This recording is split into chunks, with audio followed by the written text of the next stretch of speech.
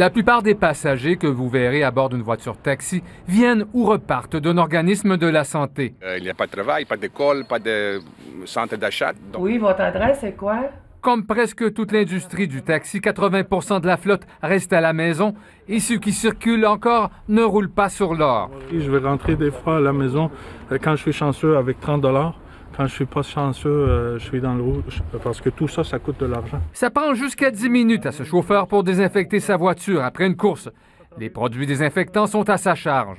C'est un coût supplémentaire que je dois subir. Une bonne nouvelle toutefois, une entreprise montréalaise de jeux vidéo, Axe, va fournir des masques promotionnels aux chauffeurs de la compagnie. Ça va permettre à s'assurer que les personnes qui sont en arrière n'envoient pas d'expectorants. De son côté, Taxelco, qui possède Taxi Hochelaga et Taxi Diamond, a mis sur pied une ligne spéciale pour transporter les malades de la COVID-19.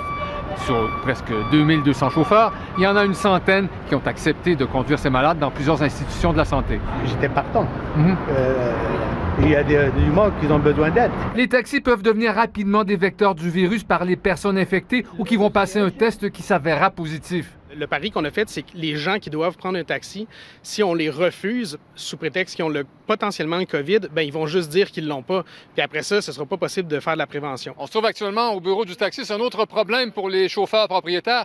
Ils ont jusqu'à mardi prochain pour payer leur permis. Ça représente beaucoup d'argent et vous comprenez qu'il n'y en a pas beaucoup dans les poches des chauffeurs de taxi. Avez-vous l'argent pour le payer, votre permis? C'est ça le problème. On n'a pas de travail. Je viens de payer à peu près 8-9 000 $ dans un instant comme maintenant.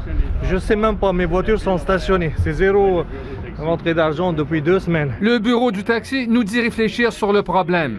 Je sais pas combien de temps qu'on va être en mesure de taffer. Richard Olivier, TVA Nouvelles, Montréal.